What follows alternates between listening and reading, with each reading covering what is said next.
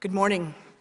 My name is Joanne Drake, and I have the honor of serving as the Chief Administrative Officer for the Ronald Reagan Presidential Foundation. In honor of our men and women in uniform who defend our freedom around the world, it is our tradition here to ask you to please stand and join me in the Pledge of Allegiance.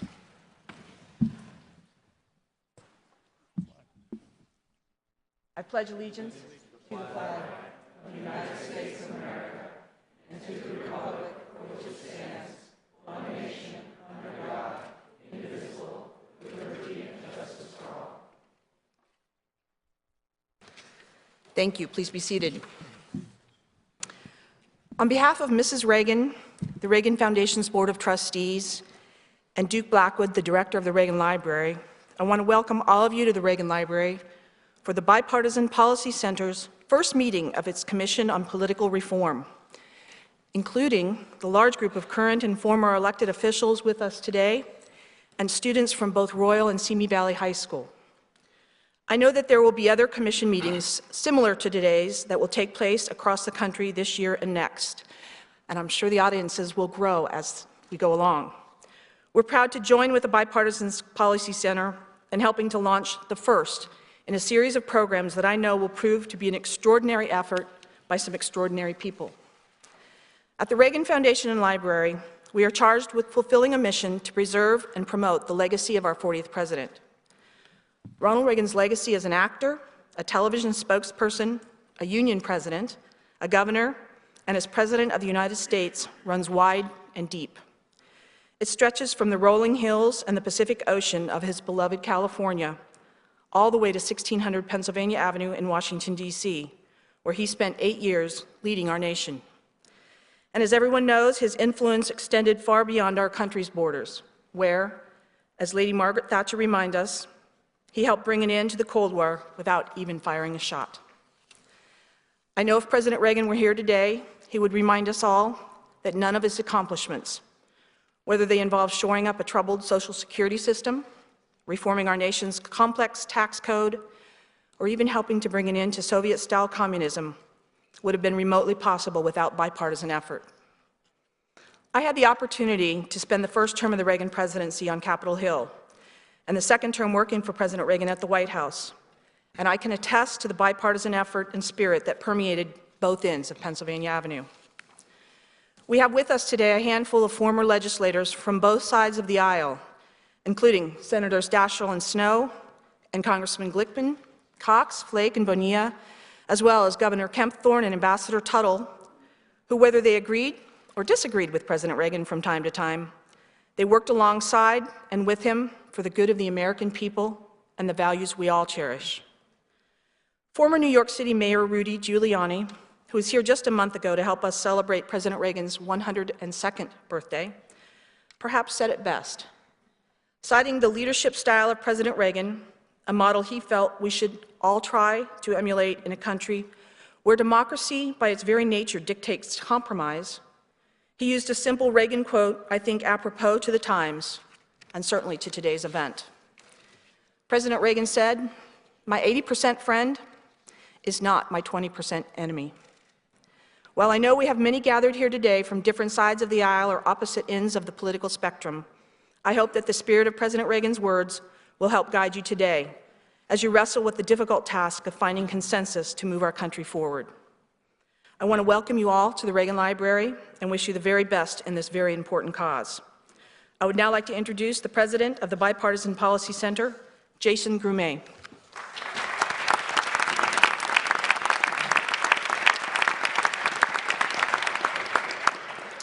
Well, thank you, Joanne. Well, on behalf of the Bipartisan Policy Center, it is really my distinct pleasure, here in partnership with the USA Today and the Ronald Reagan Presidential Foundation and Library, to welcome you to the beginning of the Bipartisan Policy Center's national discussion, our Commission on Political Reform. There are many reasons why we chose to begin this national discussion here at the Reagan Library, and I think you will hear a number of reflections throughout the day. But for me, it really comes down to one thing, and that was President Reagan's fundamental optimism about the future of this country. We joined together fully aware of the cliffs and sequesters and shutdowns, of the fumbles and foibles and failures to address a lot of the issues facing this country. But we also want to have a conversation that we begin here today that is vested in the fundamental belief in the strength of the American people and the future of this democracy. We have a terrific group to help us begin that conversation. We have 5 distinguished co-chairs: former Senate Majority Leader Tom Daschle, former Senator Olympia Snowe, former Governor Dirk Kempthorne, and former Secretary Dan Glickman with us today. Former Senate Majority Leader Trent Lott will be joining us in the upcoming discussions. A word about the Bipartisan Policy Center. The organization was formed in 2007 by Senator Tom Daschle, along with his colleagues, former Senate Majority Leaders Baker, Dole, and Daschle, and Mitchell. And the goal was to develop and advocate for practical solutions to the nation's problems. We like to emphasize the P in bipartisan. We are not the nonpartisan policy center. We do not aspire to some detached and objective view of the world coming together in a monolithic kind of kumbaya moment. We embrace proud Democrats and proud Republicans, people with strong convictions who believe in the rightness of their views, who are still willing to come together and join together to develop detailed solutions to our nation's problems. President Reagan, of course, believed very much in this spirit. He was also often quoted, FDR, who said, "What I seek is the highest possible batting average. If you got 75 or 80% of what you're asking for, I say you take it and go fight for the rest later." It's that combination of righteous conviction and strategic pragmatism that really lies at the core of the discussion that we hope to have. At the Bipartisan Policy Center, we have a host of national issues that we are debating. We are working on health care, energy, national and homeland security, immigration reform, housing, and a variety of economic policy issues. This effort for us is different. Over the course of the last several years, we have come to accept that no matter how creative and battle-tested our solutions, the potential for us to have meaningful influence depends upon the country's basic ability to function. And now we are here to ask some larger questions about the democracy. And I say the democracy, not Washington, because this is not a conversation just about D.C. One of the great things about our unique form of democracy is it vests powers and obligations and responsibilities in we the people as well as in our leaders. And so we plan to have a dialogue in which we consider the imperatives of citizenship as well as the imperatives of leadership. And that's why we brought together an incredibly diverse and esteemed group to spend the next 14 months traveling the country and engaging in public national discussion about how to improve the democracy. Following today's event, the CPR will travel to the birthplace of democracy, Philadelphia, to examine public service and discuss what can be done to attract more people to serve both the nation and their communities. We will then travel to the perpetually swinging state of Ohio to discuss electoral reform. From there, the 4th stop, we will talk about congressional reform at the soon-to-be-opened Edward M. Kennedy Institute for the U.S. Senate. And then finally, in the spring of 2014, the Commission will come together to release a series of specific and achievable, actionable recommendations designed to help government and other institutions meet the challenges of the nation. We will also have multiple opportunities for an ongoing conversation. Throughout the process, we hope to maintain that conversation through Facebook. We hope that you will follow us on Twitter, never said this before in public, at #EngageUSA. And we really look forward to having this be an ongoing experience, not just for the people on this stage, but for a much broader national conversation. So it is now my pleasure to introduce the 10 commissioners who are joining us for this first morning session. With us, starting at this end, are Elaine Wynn, who is the Director of Wynn Resorts and the National Chairman of the Communities in Schools. We have the National Review's online Rehan Salam, Ron William, who is the former Chairman and CEO of Aetna and founder of RWT2 Enterprises, Molly Barker, who founded Girls on the Run, former Michigan Governor Jennifer Granholm. Next, we have Chris Marvin, Managing Director of the Got Your Six campaign and a retired Army veteran. Next, former Texas Secretary of State Hope Andrade. Eric Motley, former Special Assistant to the President and Vice President now at the Aspen Institute. Heather Gerken, who I'm blocking, who is the J. Skelly Wright Professor of Law at Yale. And finally, Henry Bonilla, who is a former congressman and a partner at the Normandy Group.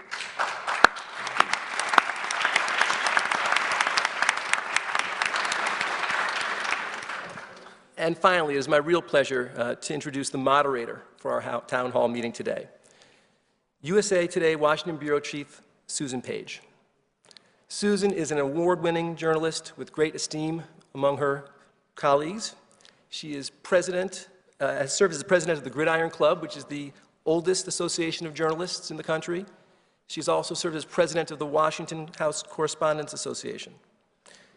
She's also covered 9 presidential campaigns and 5 different administrations.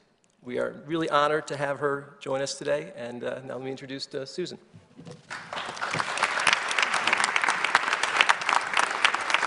Thank you. Thank you, Jason. It's really a delight to be here today, and I say that not only because it is not snowing outside, as it is back in D.C. And USA Today is so proud to be able to work with the Bipartisan Policy Center on these big issues facing our country. When I interview someone who's served in the military, especially those who have served in Iraq and Afghanistan, I like to say, thank you for your service. And we have a veteran with us, Chris Marvin, who served in Afghanistan. Thank you for your service. Yeah.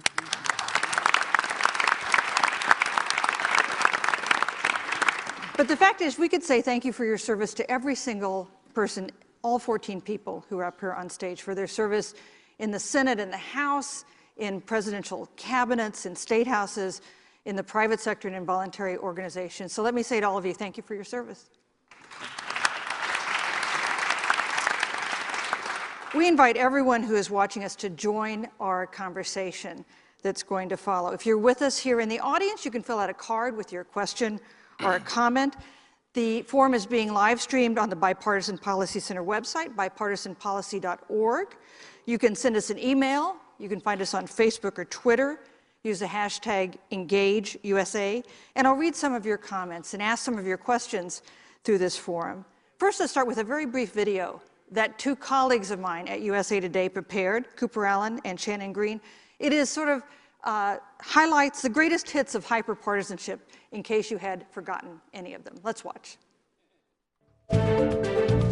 Bipartisan solutions. Bipartisan bills. Bipartisan support. Bipartisan agreement. Broad bipartisan support. Bipartisan. Bipartisan. Bipartisan. Nearly everybody in Washington says they want bipartisanship.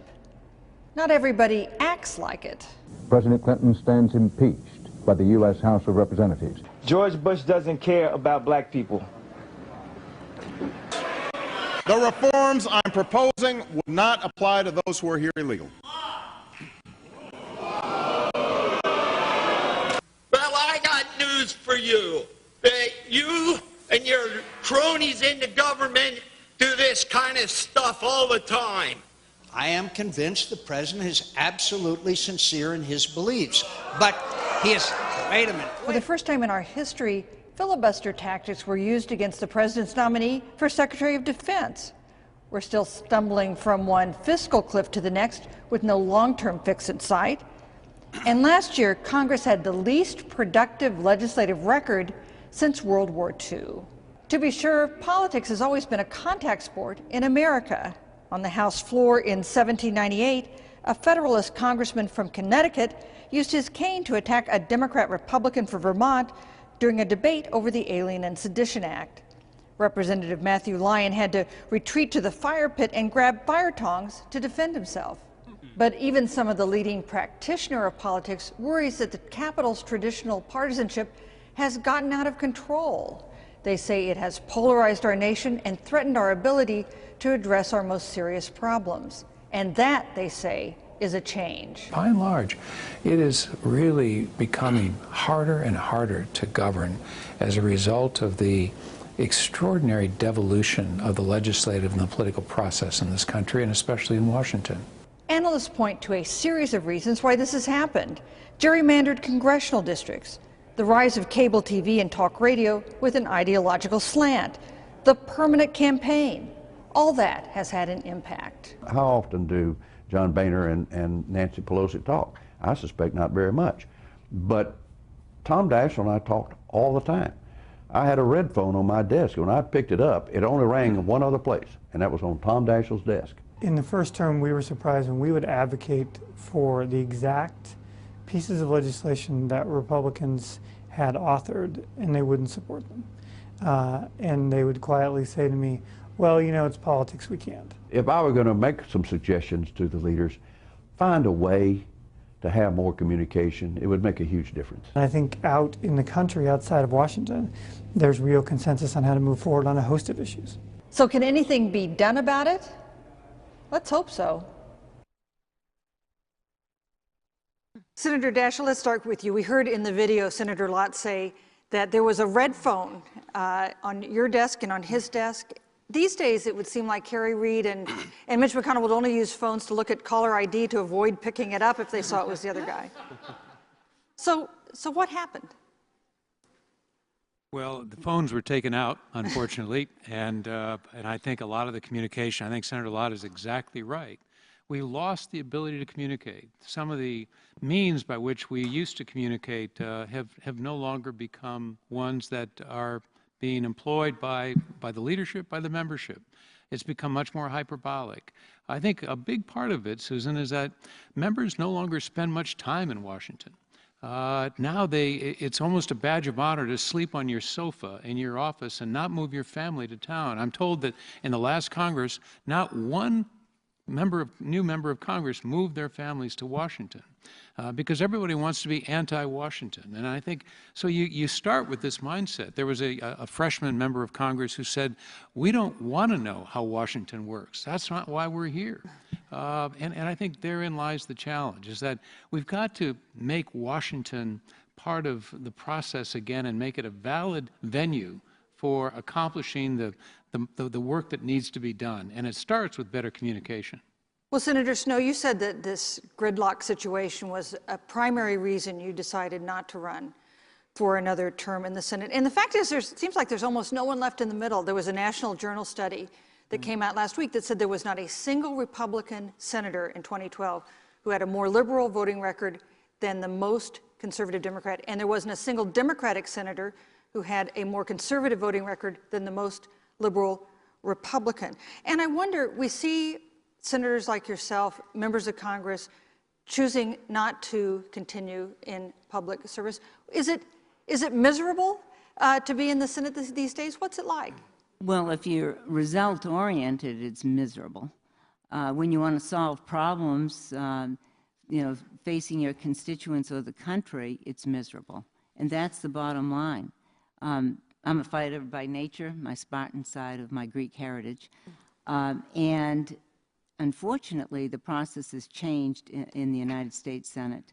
It's no longer reconciling differences.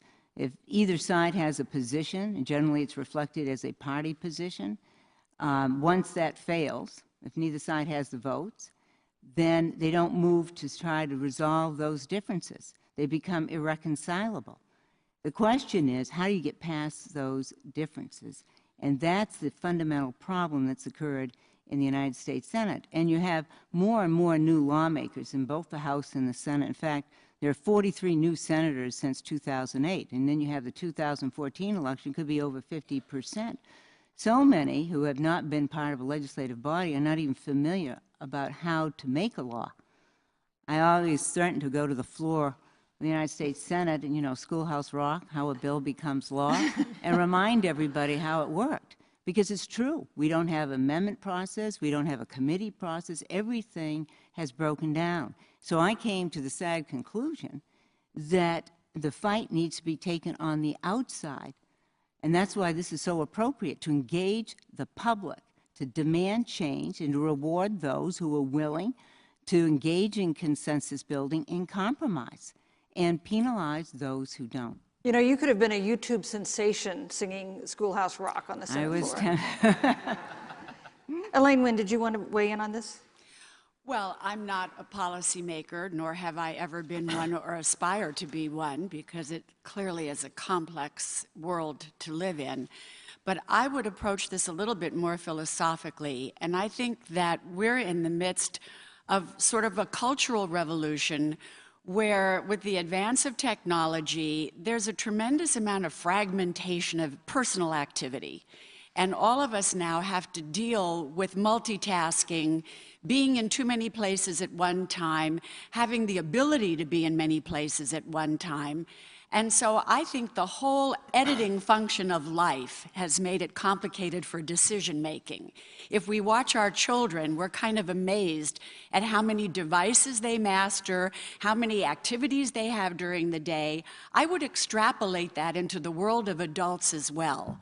But that brings me to a similar conclusion to Senator Snowe, and I think ownership has to return to communities and to people who want to model the behavior that they wish to have emulated. So for those of us who are involved in business, philanthropy, nonprofit worlds, for us to now start to take possession of these problems that occur, first locally, and set up mechanisms where we can have an impact, have collective decision-making, demonstrate a way where we can change things first at the grassroots level, not only in our cities and our towns, but our states. We clearly acknowledge that a lot of good work is being done by the governors of our states and the mayors of our cities. I think that's a place that has some value moving forward. All right, thank you. We're going to pose some questions to our audience to answer 3 questions through this hour. Here's the first question. Let's put it up. It's a yes or no question. You can go on the website and vote yes or no. The first question is, does the extreme partisanship in Washington reflect the true makeup of the country? And when we have some results, we're going to come back and show you them. The voting on this has already started, and we'll look forward to looking at that. Here's a comment we got, a tweet we got from Don in Allentown, Pennsylvania on Twitter. He says, any impending crisis warrants meaningful action. Why can't Washington understand? And I wonder, Chris, if you could tell us, you work with veterans and their families, members of the service. When you look at something like sequestration, which is, of course, all the rage in Washington now, what do they think about it? Does it affect their lives? And what message does it send about the government and how it works to have these automatic spending cuts that everyone initially said would be so unacceptable? You know, I think you bring up veterans and the military community, and it's a group of people who have chosen voluntarily to serve our country. And I think that both parties are really able to look at the military as a portion of the population that is sort of above the partisan politics. And so when you see something like sequestration, you see the attempts that lawmakers have taken to try to relieve the military and veterans of the burden that sequestration will have on many Americans. But there's definitely going to be a fair share carried by the military. You know, you look at the idea that what everybody's talking about, there are carrier deployments that are going to stop. There are a reduced naval presence. Permanent changes of station when the military moves will be delayed. And so you see these are functional parts of both the military from a defense perspective, but also of everyday life in the military and, you know, the millions of Americans that are part of military families. But moreover, some of these cuts are going to hurt veterans at a larger proportion than they're going to hurt everyday Americans, because 44% of Department of Defense civilians are veterans, and they'll be furloughed. And that's 10% of adult Americans are veterans, so that's 4.5 times the effect on the veteran community, even though the VA is being spared and benefits and services are still being provided. And when those the Department of Defense civilians are furloughed, they work on military bases. So we're going to have longer lines of commissaries. We're going to have reduced child care hours. Maybe school weeks are cut for military schools.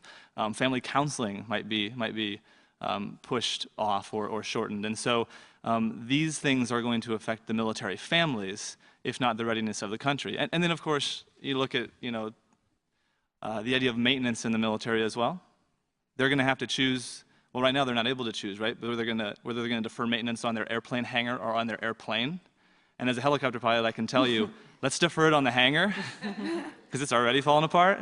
Let's make sure we're doing that maintenance on the airplane or the helicopter, because that's a safety issue and that's a readiness issue. And so hopefully, as we move forward with budgeting processes, and we're going to see lawmakers that can make those types of decisions, that can say these specific readiness decisions, these family quality of life decisions that are affecting veterans and military are a priority in a bipartisan nature. Well, Ronald Williams, what would the business world think about this kind of decision-making in the government if it happened in a business? I mean, of course, in some ways, but lots of businesses have furloughed employees, have made every department tighten their belt. How does the business world look at this sequestration debate and assess it?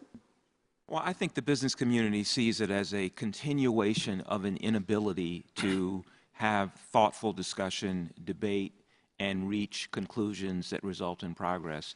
In a business, one of the expressions I have is that you appreciate the effort and activity people put in, but you recognize and reward the result that gets produced.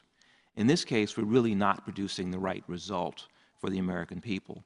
And the people who are suffering are really the 12.3 million who are uninsured. I think from a business point of view, a business would say, first, let's get the facts. And I have the sense in this process, everyone has their own set of facts.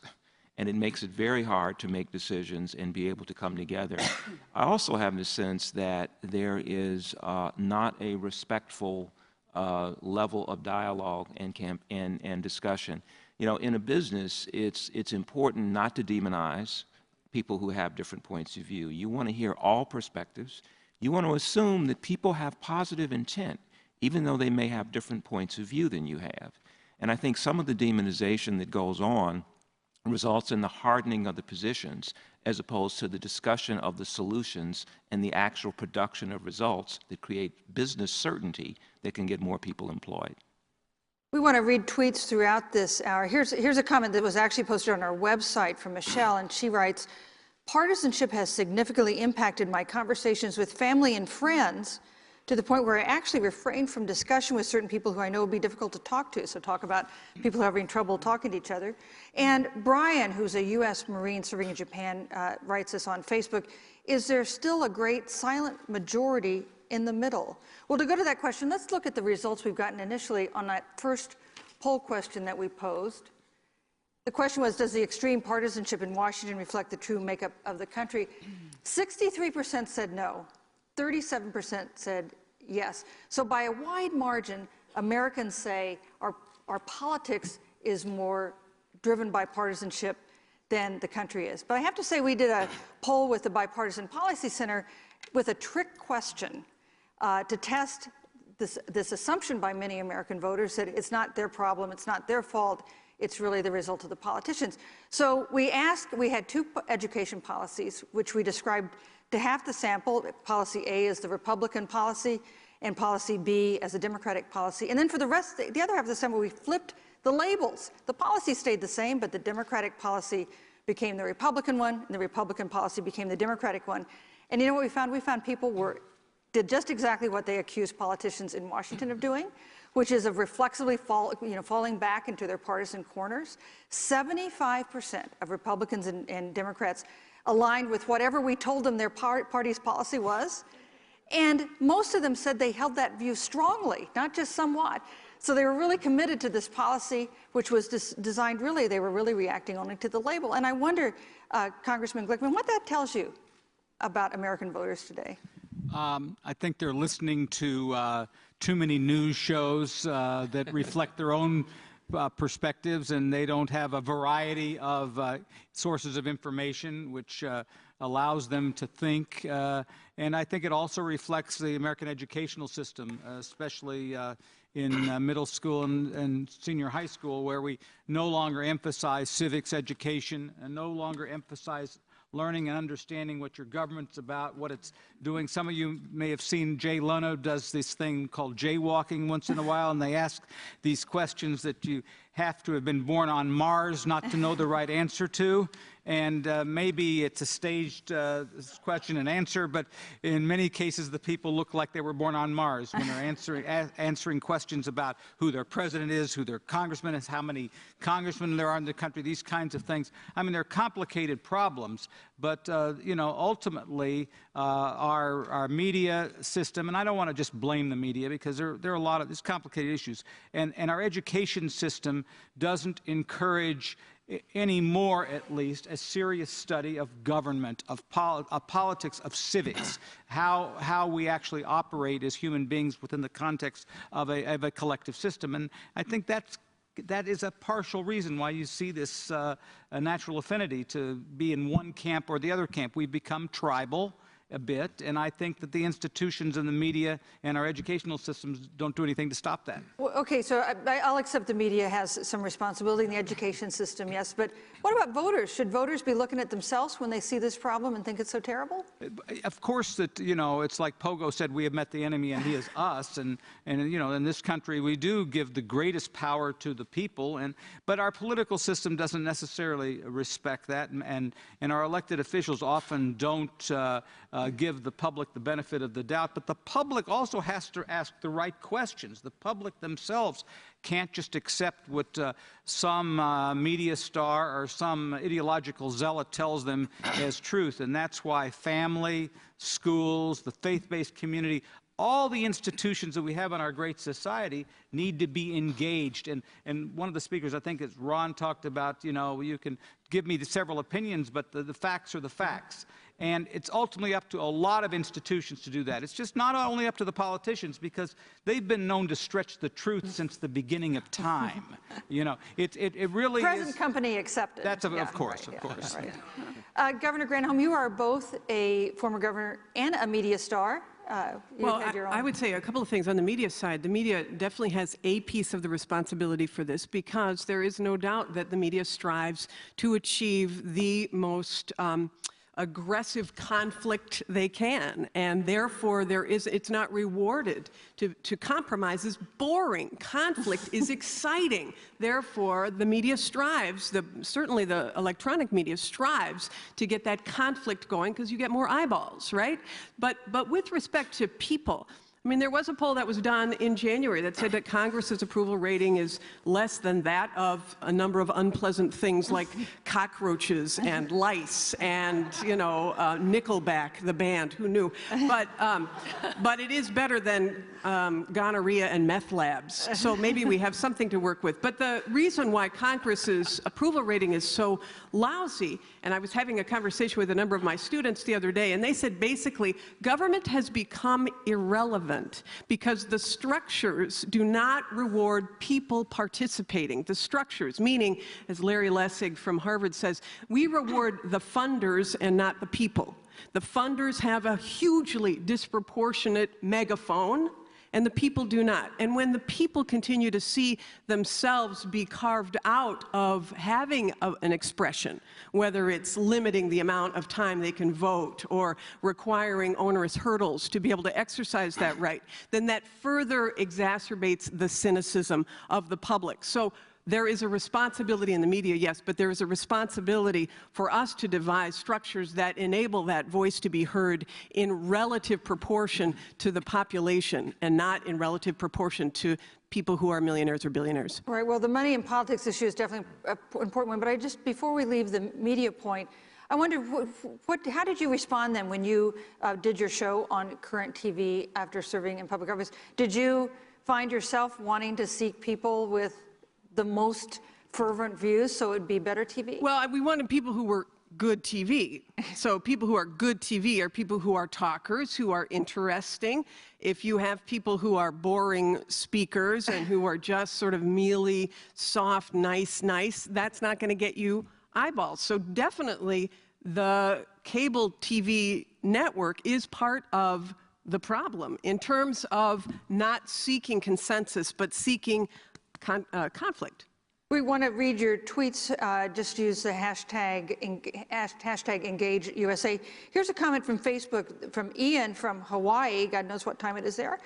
We must not underestimate the influence of social media to saturate people who share extreme views on politics, religion, and social mores with vitriol about their opponents and propaganda that reinforces their myopic worldviews. Well, we're talking about the media. Rayhan Salam, you're involved in media and also on a site that has a point of view, a partisan point of view. And I wonder what role you think the media has played in creating I'm afraid I'm not the right person to ask about the media. I don't see the media as really the heart of the problem, so you might want to ask someone else about it. So you think the media is not the heart of the problem? What do you think the heart of the problem is? I think the heart of the problem is that we have a pretty affluent stable society.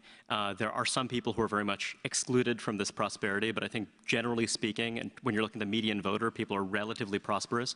And when you have a stable, prosperous society, there's a lot of loss aversion.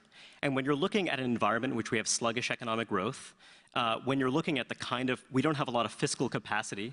So for many decades after the Second World War, you had relatively robust growth, so you could have relatively low taxes, relatively generous social services.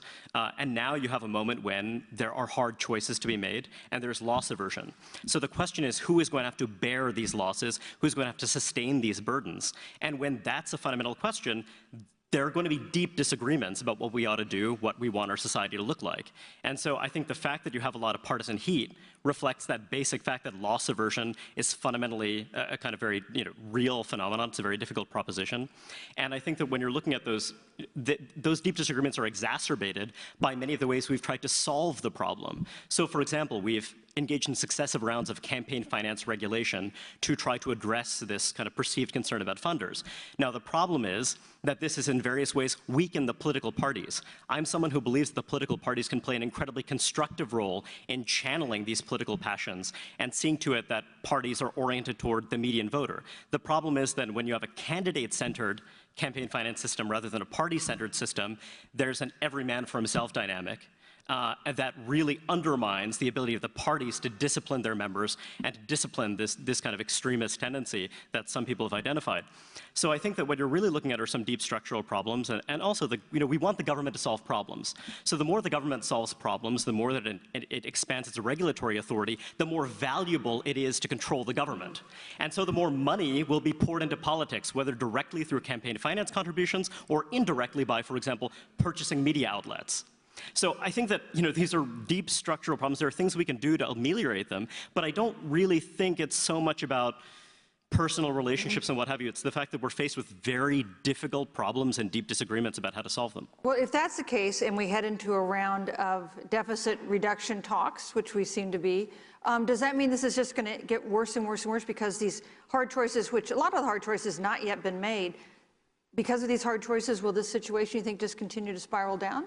I think the natural tendency of any democracy, any open society, is to basically only do something when you feel you absolutely must, when there's some hard constraint. And I think, again, when you're looking at the larger economic environment, it's still pretty cheap for the United States to borrow. And so it's funny to me when you look at kind of when we have a bipartisan settlement, like in 2010, well, we have they said, okay, well, we'll just extend everything. And then, kind of now you kind of, the sequester is an example of, well, they actually built in a different default, but, chances are we're going to ease it somehow in this continuing resolution or what have you, because, it's always, if you don't have a truly hard constraint, which is why I think it comes back to the parties. I think that what we need are actually stronger parties that are capable of disciplining their members and to kind of orient the parties toward the interests of, kind of median voters. I should mention that we have a second question that we're going to ask people to vote on online, another yes or no question. It's, do you only watch news from sources that agree with your views? Now, we don't specify what those sources might be. You could probably guess. Do you only watch news from sources that agree with your views? If you could go on the website and vote for how you feel about that, that would be great. Governor Kempthorne, you've been involved in politics a long time as a governor, as a senator, as a member of the cabinet. Do you feel like one problem is that politicians, elected officials, are really reflecting their voters, or do you think that they have gotten out of touch with their voters when it comes to being willing to compromise and negotiate? Well, Susan, first, I now feel bad that I was never invited to be on Jennifer Granholm's program. So, and in response to... And you would have been good TV. Oh, thank you. That's what I was looking for. Susan, you asked a question earlier. You made the point that there's nobody left in the middle. May I suggest to you, you don't have to be in the middle to get along. The last time I was in this magnificent facility, Ronald Reagan's library, ironically, as Secretary of the Interior, I had received a personal invitation from a Democrat senator, Senator Ted Kennedy, who had been asked to come to this room and to address a room full of conservatives. And he was honored and delighted that he had been asked. The reason he called me is he said, Dirk, after my presentation, Nancy Reagan has said that she's going to have a small, intimate dinner party for me upstairs in the apartment, and I can invite a couple friends. Would you be there? And I said, Ted, there's nowhere I would rather be than with you that night. Well, he wanted a friend in the front row among the conservatives. It was a tremendous evening. When you talk about the middle, I checked this. I thought to say, Americans for Democratic Action, they score you. Ted Kennedy got a 90 when he was there in the Senate. I got a 0. Americans for Conservative Union, Ted Kennedy got 0. I got 95. You don't have to be in the middle. So that night, Ted Kennedy, Vicki Kennedy, there with one of America's great ladies, Nancy Reagan, and Nancy said, Teddy, America doesn't know how much you and Ronnie liked each other, how you worked for the betterment of America. That's what we need. I don't think we can imagine today that I don't know that Mr. Reagan, if somehow he could join us, if he would say, yes, sequestration would happen on his watch. I think there'd have been an effort toward this bipartisanship. I really think American politics today has migrated from an NFL atmosphere to Hunger Games. NFL, you do everything possible to be victorious. You outthink, outplay, and outhit your opponent. But even in the NFL, an athlete will reach down and lift their opponent back up. In Hunger Games, you make sure your opponent never, ever is capable of getting up again. We need to remember that we are still Americans and ought to be working together for this country, not just the parties. Governor, I would just note that the first sequestration was actually during the Reagan administration, and sequestration as an idea came out of the Graham-Rudman deficit talks then. So sequestration might have happened even in that era.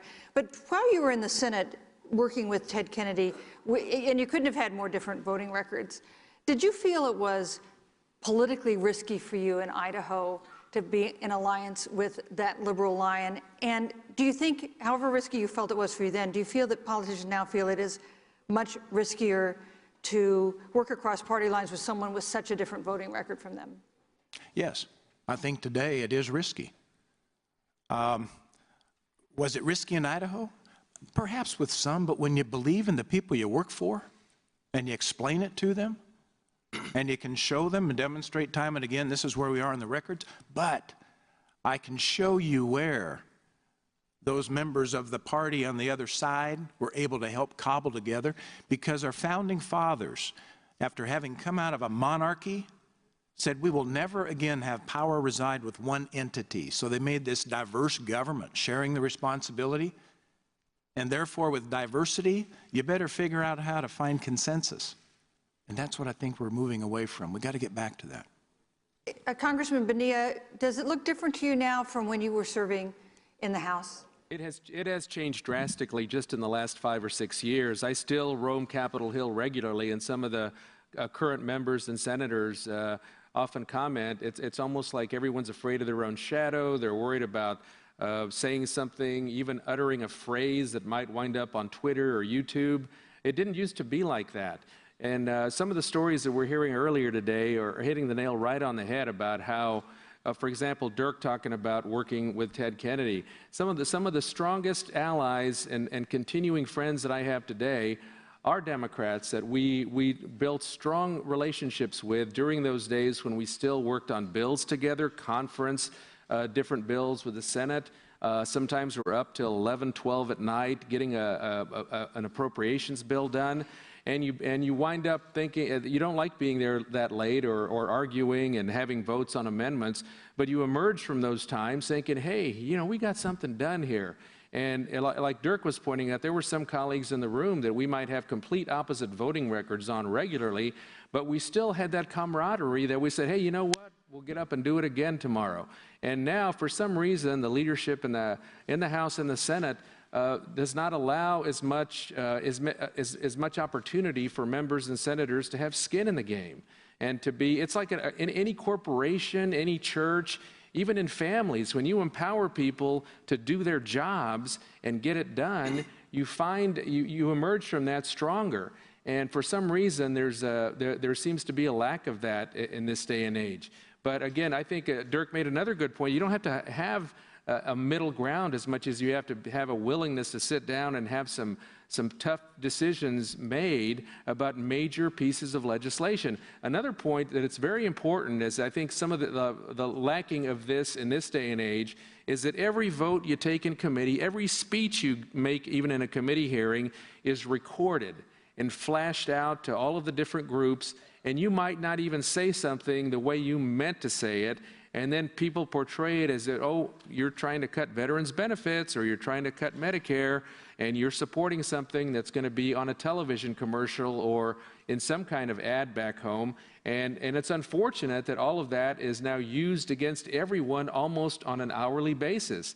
And I think many years ago, we didn't have this instantaneous reporting and debating when you go back home. And unfortunately, a lot of people are just working the internet all the time and who doesn't get a million emails here every day from people on one side or the other, like, hey, did you see this report? Did you see the president said this? Did you see the majority leader such and such said this? And then they pass it on to their friends, and most of us don't read all that, but you know it's out there day in and day out. So that's why we've gotten to this point now where they are afraid of their own shadow, and instead of making some bold decisions and taking those votes and getting the job done, it's like, oh, we're not going to work on anything this week again. Senator Daschle made an interesting point when we were working on the video that we showed at the beginning. He said one of the problems is the loss of earmarks. Now, everybody decried earmarks as a terrible, corrupting thing, but it did get members of Congress, individual members of Congress, to be invested in getting a piece of legislation through because there was something in there for their home district. And 99% of those earmarks that were done, usually members and senators would go back home and tout them proudly in front of the media. Then there were a couple of bad apples that came along and that embarrassed Congress, and so everyone ran from them as quickly as they could. But that was a sense back then of having some sense of accomplishment and ownership, because you wanted those bills to get done so you could have that cancer research approved or that veterans benefit back home to tout when you did go home. Senator Daschle, should we get back to earmarks? I was just going to say, I think the Congressman is absolutely right.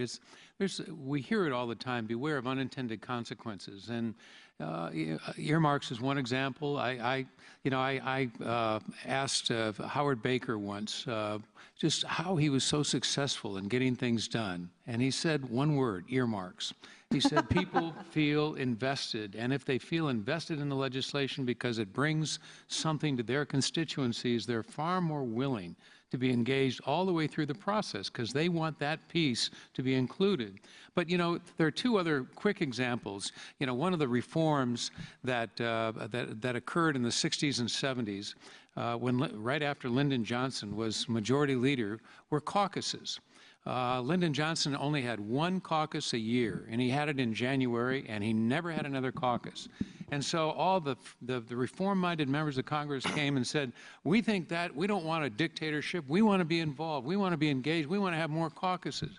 Well, we've evolved now to where we have at least 2 caucuses every week. And you know what it turns out to be? A pep rally. We say, well, you know what they just did? Well, we're going to do this. And there's this back and forth, and they become real pep rallies. So everybody leaves the caucus all charged up and energized and ready to take on, in a Hunger Games style, their opponents on the House floor and the Senate floor. So that's one. The other, and I love transparency. I think it's important.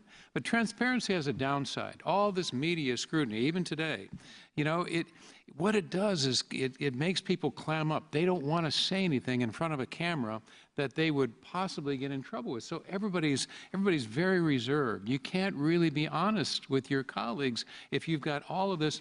I remember Dirk and Olympia may remember this. When we had to go through that terrible chapter in impeachment, we had the cameras on during the day. Then we shut the cameras off late in the afternoon, I think around 6 or so, and we had these sessions at night. And it was incredible. It was night and day, how much more candid, how much more emotional, how much more honest members of Congress were if there were no cameras and there were no recording of it. We still have no record of what was said that night. but they were incredibly memorable speeches and comments. So we have to figure out how to deal with these unintended consequences when we consider reforms. Transparency, caucuses, earmarks, they all sound good, but there's a downside to it that we've got to work through. Well, earmarks, I think people would say don't sound good, and that's been a problem. But if Howard Baker said to you, earmarks, that's the way I got things done. If there was a new leader of the Democrats, say Harry Reid retired, and there was a new Democratic leader, a new Republican leader in the Senate, and they said, give me one piece of advice, what would you give them? Well, we've used the word communicate. I would say communicate. We don't communicate anymore. We talk past one another. You know, if I could go back and be leader again, I would insist that we have one joint caucus at least every other week. I would prefer them every week. We had joint caucuses only after disasters. Right after the 9/11 crisis, we had joint caucuses, and incredibly we bonded. And there was a chemistry among Democrats. I remember people going to the floor saying, I'm not a Republican, I'm not a Democrat, I'm an American. And it was just, there was a sense of unity. And after the anthrax attack in my office, we had joint caucuses. But then they dissipated. I don't know when the last joint caucus was. Maybe Olympia can remember from her experience, because she was there most recently. But you know, we don't have these joint caucuses anymore, and it's a small thing, and it probably would get lost on most people, that the importance of that. But there's got to be a vehicle, a venue for communication, and we don't have that today. Senator Snowe? Well, it happened so long ago, I can't remember myself. But, you know, I should tell you, this would probably be depressing. You know, every 2 years there are departing members of the Senate, and traditionally it would be a bipartisan dinner in the rotunda. But even, you know, dinners in honor of departing senators have now become partisan. They're two separate dinners. But you know, Senator Snowe, it's interesting, and perhaps this shows my bias, but do the women senators act that way, or just the men senators? Because the women senators have had a tradition of dinners that are bipartisan, and I wonder, is there a difference now that we have more women senators? We have 20 women senators at last. Is there a gender difference in how they behave? With all due respect to the males in the audience, yes, actually there is a difference. We have a monthly dinner on a bipartisan basis. It's off the record. We've never had a leak or a disclosure. And that's the way it's been for well more than a decade. We even wrote a book together. I know it made our male colleagues a little nervous when we did that, but we met, you know, all the time. We had these dinners, and even with the women in the Supreme Court as well. So there is that camaraderie, and it's a bonding. It's getting to know one another in another way that builds trust. So you know that you can go to that person and say, listen, I'm trying to work on this issue. You know, can you help me? What do you think about it? Who else do you think I should talk to? And so you work it through. No one has the patience nor the perseverance to work it through on any issue now. As Tom has said, everything's separate. You know, every day there are separate caucuses, separate lunches, separate discussion groups. Everything's done separately to build up that divide. So there's no means to build cross-party, you know, efforts at all. Molly Barker, let me let you get in. Oh, I was going to say, I was driving down a very busy interstate, and there was a billboard that said, don't like the traffic? Well, you are the traffic. And it made me think that part of this conversation that's so intriguing to me is I'm not an insider, whatever that means exactly. I don't live in Washington. And I think about how I relate to my friends and the other people in my life, and how we have gotten to where this conversation can be very toxic to our friendships. And it seems so big and unfixable, but how willing am I to ask someone of a different viewpoint, talk to me, tell me your story, help me understand. And if I'm willing to do that, and if we get enough, I mean, I know this sounds incredibly idealistic, but if we get enough people willing to do that, we are the traffic. We are the system. We elect our officials. We are, you know, and the way we keep talking about Congress as them, and even some of us on this stage talk about the other people, like the people that vote for you, us, we're all the same. And I just think it takes just a small shift in perspective there for us to recognize that we're all really at our root wanting the same thing, I think. Thank you. Ronald Williams. Yeah, I would say, again, I come at this from the business perspective, and if you're in a business and you're trying to make a very difficult decision, and you have side A who says you should do one thing, and side B that says you could do something different, what I found works enormously well is to have them switch sides and actually argue the other person's perspective and develop some appreciation for how the other person sees the world. And what happens is, as a result of that, my experience is you make much better decisions. Now, I don't know how that applies to a political process, because businesses are hierarchies. You can say, you do this, and people cooperate. But I do think that we have this huge challenge. The other point I would make is that, with all due respect, I think we're giving the Hunger Games a bad name. People at least get fed based on who wins. Our model is probably more like Jerry Springer, where there is lots of noise, commotion, and nothing's getting done. So now we've supported earmarks in the Hunger Games. An interesting panel. Congressman Glickman. I'm just going to say that both Ron and Molly talked about behavior, and at the root of a lot of this is that we don't reward good behavior and punish bad behavior. And some of these are just basic concepts of life in terms of treating people well, being respectful, and the public has gotten disengaged from this. So they see all the stuff that's going on and they think all of us in this world behave badly. And it also turns them off. But they also have a responsibility to hold our feet to the fire and to behave civilly. And that's not, when I say the public, that's the faith-based community, that's the validators in American society, and that's the news media as well. And you know, Congress is no different than any other institution. If people don't behave well, they're dysfunctional, and they don't develop relationships and that kind of thing. And so this kind of civil behavior concept is important, and it often gets neglected when we look at some of the specific reforms that we've done in the past. Let's look at the results for our second poll question, which was, do you only watch news from sources that agree with your views? No, 81%, yes, 19%. So obviously a very broad-minded audience watching us here. This is somewhat at odds with our national poll, which found that Republicans were much more likely to watch Fox News and that Democrats were much more likely to watch MSNBC. You know, I'd like to ask Molly just quickly, when your organization works with girls, 3rd grade to 8th grade, and when do they aspire to be president or senator or governor? Do they say, wow, I'm looking at politics and that is really the path I want? Is that something that the kids you work with still see as a real aspiration? No, I know what I wish for our girls is that they determine what their gifts are and then utilize those to their best ability. And if that means serving in Congress or being president of the United States, then I'm like, go for it, girl. But, you know, I really think that that may be part of the conversation I'd also love to have with people that choose to run, is like, why does this matter to you? Why are you doing this? What is your end game here? And I would be most honored if one of our girls chose to run, because I know that her reason for running would be for the greatness of this nation. I mean, that would be her main reason.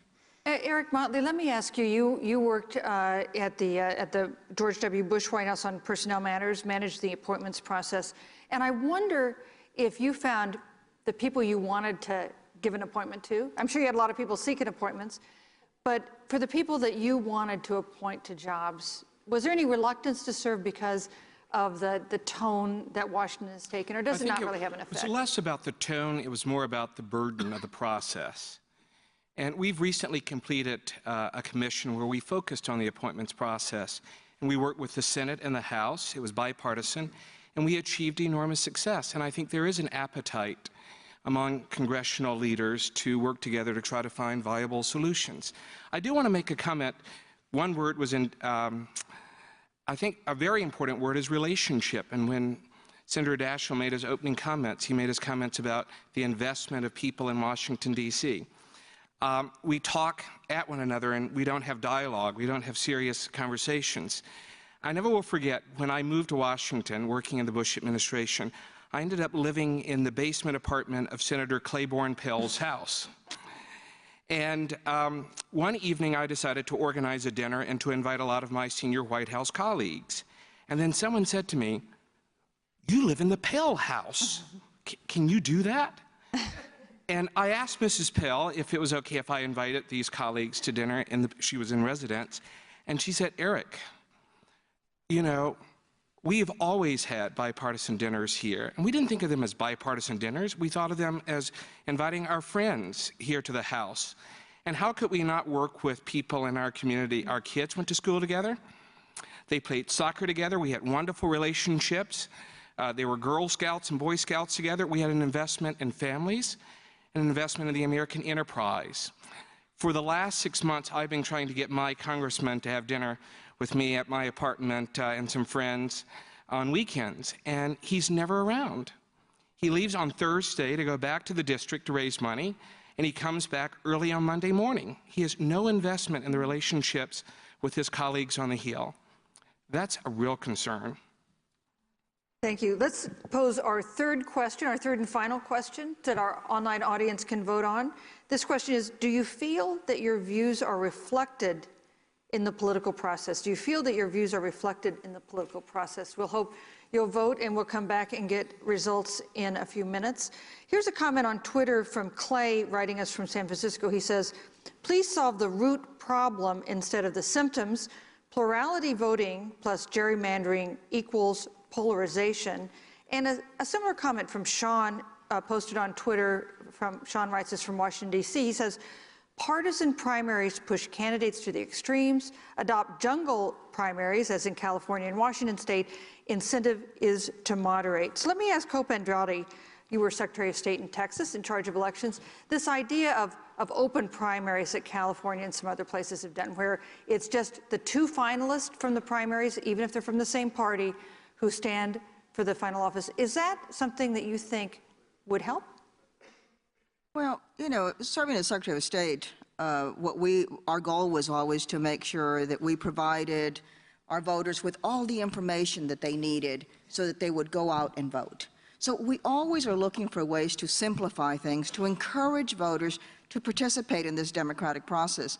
My frustration has been that we've discouraged our voters, and that our voters have been discouraged because of negative campaigning, because they don't understand what's going on, and their lives are so busy that they don't have time to do the proper research.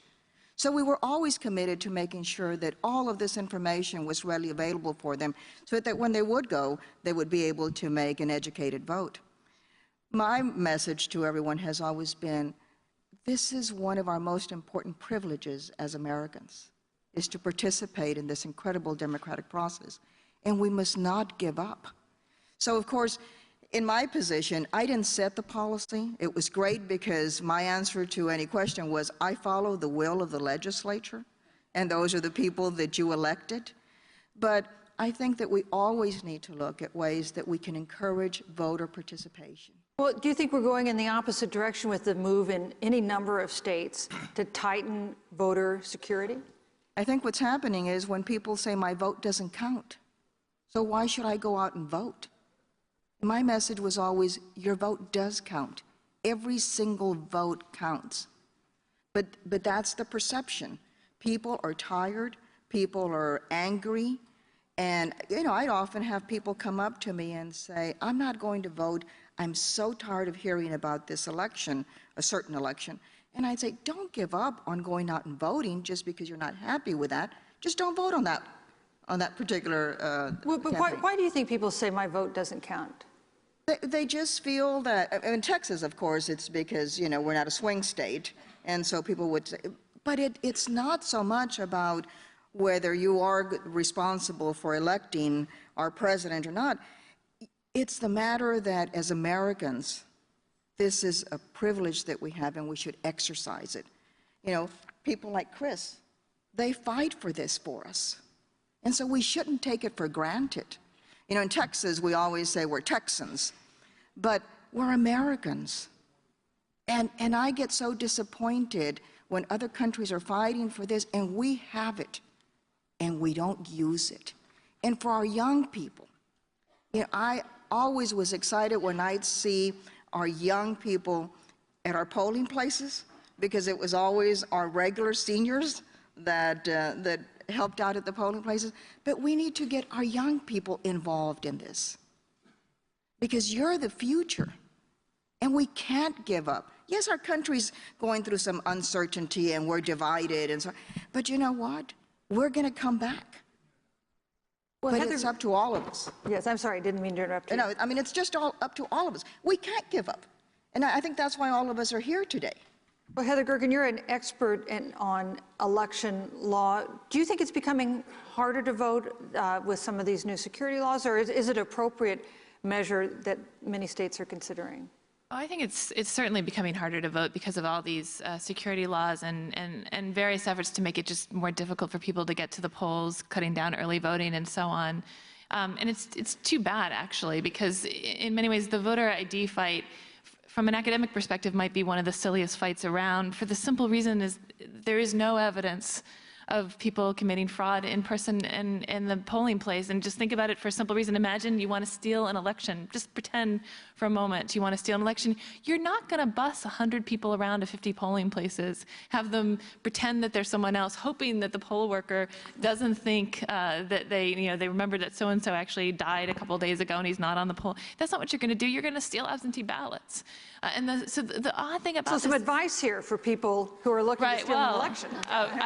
Plenty of people know this one, I will tell you. So the funny thing is, it's a solution in search of a problem that doesn't exist, and so it's certainly a concern. Electoral fraud is certainly a concern, but we're not looking for the right solutions to it. What are the right solutions? Well, in my view, the right solution is early voting. I think it should be the grand compromise between Democrats and Republicans, and if we weren't so polarized on it, we would be able to reach that compromise for just a simple reason. So a lot of Republicans are rightly concerned about fraud, and a lot of Democrats are rightly concerned about access. And every American is rightly concerned about both. And early voting is a simple solution. It's highly secure. On the one hand, unlike absentee ballots, which can be stolen and have all sorts of problems. On the other hand, it also makes voting easier for working people who can't make it out on a Tuesday because they've got kids to pick up and buses to catch and so on. So it's a beautiful solution that American people love. And yet we saw two of our most important electoral states, Florida and Ohio, move to limit early voting in this last election. Why is that happening? Why are they limiting early voting? I mean, why the move to limit early voting if it's a solution that works so well? Well, I think not to put too fine a point on it, it's for political advantage. I mean, the thing about election reform that you learn very quickly is that the people who know the most about reform and care the most about reform are the people who want to manipulate reform to help their political prospects, that is, legislators. And so when they're able to use these things for partisan advantage, they will, unless we can put a stop to it. Well, Governor Kim Thorne, you're a Republican, and this has been a real Republican initiative in some of these states. Is it just politics? Oh, politics will play a role, sure. Can I give you a poll that I think's kind of cool? Absolutely. Super Bowl ads. I think the #1 ad was by Budweiser, and it was the new Clydesdale that had been born, and they asked America, name the horse. Everybody submitted these names. You know the #1 answer? Hope. See? That's where Americans are, I believe. They have hope. These wonderful students here from Simi Valley. How many of you might consider someday going into public office? Look at that. I mean, that's tremendous. There is hope. And so, yeah, politics is part of this, but it needs to be pragmatic. It needs to reach out. We talk about relationships. Tom, you remember when you and Linda, Byron and Kim Dorgan, John and Annie Glenn, Pat, Marcel Leahy. I was the only Republican with you, but we went on a trip, and we were in Vietnam. We went to a village where many of them had lost their legs because of the landmines, and there was an elderly gentleman. And between us, he put his arms around your neck and my neck because he wanted to get across the village. And he had no idea if we were Republican or Democrat. He just knew that two Americans were helping him, okay? That's the relationships, because then when Tom and I come back from that sort of a trip, we probably will see a little bit more eye to eye. We may not agree. I referenced Ted Kennedy. Why would I do that? Because when I was a George W. Bush nominee, it was Ted Kennedy the liberal lion of the Senate that went to his Democrat colleagues and said, this guy should be confirmed. Okay, that's the pragmatism of it. So yeah, we're going to look at this. We'll look at gerrymandering. We'll look at the election laws. But we must never, ever lose sight of the young Americans and the spirit that exists there. Let's look at the results for our third and final poll question, if we could have that up. The poll question was about, do you feel that your views are reflected in the political process? 69% no, 31% yes. So by a wide margin, Americans do not feel that their views are being reflected in the political process.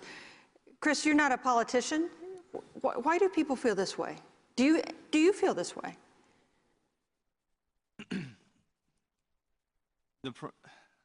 I don't know if I can answer it for myself spur of the moment, but I'm listening very carefully to as someone who's not a politician, who hasn't spent much time in Washington, listening very carefully to what many of my fellow panelists are saying. And Secretary Andrade said something that really, she mentioned military service, and I served in Afghanistan during the first election post-Taliban in Afghanistan. And as a helicopter pilot, we served to distribute a lot of the ballots. And I unfortunately went home early because I was wounded, but when my unit came home, they had all made the plaques for the people who served in leadership positions, or the memoir. And it was a framed ballot, which their ballots are about 3 feet tall, and they're colored, and they have photos of people and different things, and they're really pretty, actually. But that was the significant thing that we had done, was brought the right to vote to those people in Afghanistan who hadn't had it before. And I think that what we've heard over and over, Secretary Glickman talked about education, you know, of our citizenry, of the processes. And Molly talked about sort of the responsibility. And our hashtag today is hashtag EngageUSA. This is engagement. And that's what voting really is, right? Is our opportunity as citizens to be educated, to make a decision, to engage, and to take our own responsibility. And I think it's really important that we don't take that for granted, as obviously the people in Afghanistan try not to. Molly. And I was going to say, what better way, like I work with young people, you know, everybody wants to change the world. They all want to change the world, and what better way is there to do that than to run for office? I mean, there's lots of ways, actually, but that's one great way. And I wonder sometimes, I mean, I'm 52, and I've been terrified of the notion of running for office, and I won't do it because I know I'm best serving the world in other ways, but it's almost like we have this image of what people that do that are like. And I think sometimes young people don't see themselves doing that, like there's a leader box or something and they don't fit in it. And I wonder if part of this dialogue is bringing a whole new dimension to what goes on in the leader box, things like listening to one another. And, you know, these are not things that we currently see. And that's what excites me about the conversation, is we're bringing to light what must be going on, but we just, for whatever reason, aren't aware of it or see it. Congressman Glickman. Well, I just say, I think people would be more excited about voting if they saw results from their voting, if they saw that things were actually happening. So, you know, in the past, we've had a lot of big ideas, the space program, the interstate highway system, you know, a whole litany of things that affect people's lives. So people are more engaged at the local level because they see police, fire, streets affecting their lives. So, you know, when you watch, let's say, our federal legislature in action, you kind of get the feeling that nothing's happening, and therefore it's great to say that voting is this great privilege that we should have, which it is. But if you don't see that it has much impact in terms of what's actually coming out, the work product that's coming out, then it kind of gets you down that maybe it's not so effective. So I think one of the things that we have to also marry, in addition to the issues we're talking about today, is that work product of government is very important when a person considers how he or she should get engaged in the political system. And I think in recent years, a lot of folks, particularly younger folks, feel that it probably doesn't matter because they don't see any impact on their lives. And we have to address that. Congressman Bonilla. Molly said something, it was humorous earlier, but it hit the nail on the head, the traffic billboard. A lot of times, we as Americans don't want to take responsibility for what's happening to us. And Dan also touched on a similar theme when he talked about no one teaches civics anymore. The school system somehow is lagging in teaching us about the responsibility of government and so forth. More people pay attention in this day and age to what cell phone plan they have, to whether they have a good parking space at the mall. They know more about the Kardashians than they do about their, and I'm not talking about just federal here. State elections and school board and school bond elections are oftentimes more important than a federal election in any particular year. But in many cases, the turnout for those elections is in single digits. And even in my home state of Texas, where we think we're always so responsible, 2% or 3% turnout for a school board election that will determine salaries, school supplies, and the future of whatever district you live in. So we really need to reflect as a nation, we have created this problem for ourselves. If Americans wanted to have more bipartisan elected officials in Washington, they would vote for them. But unfortunately, those who take extreme sides on either end elect people who say, we don't want you to compromise. And there's a huge voting bloc out there that doesn't show up that wants bipartisanship, but they don't educate themselves enough to even show up and cast a responsible vote.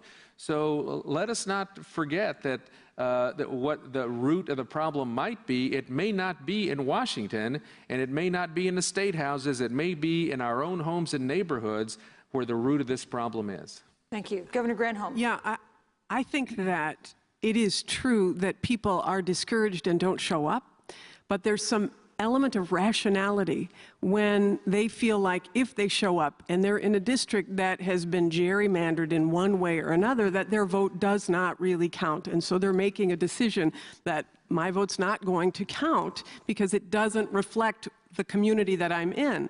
I do think the tweet that talked about gerrymandering was right on the money, that California is doing an experiment about this that I think is worth watching. Can you elevate the redistricting process to something outside of the purely political partisan arena in every, 2010, 2020, can you move it somewhere else so that you can make rational decisions on gerrymandering or not gerrymandering? And in fact, to get to that point, Dan, you said that we are not rewarded for good behavior. In fact, people in Congress are rewarded for bad behavior because of gerrymandering. I mean, I just saw a comment by one of the president's advisors who said, in this comment about should he call Marco Rubio about immigration, and they said, well, does Marco Rubio really want to be seen talking to the president? I mean, the question is, we are rewarded for being a part by the way things have been constructed. And so I think early voting is a great idea to allow more people to express themselves. A different system on forming congressional districts is critical.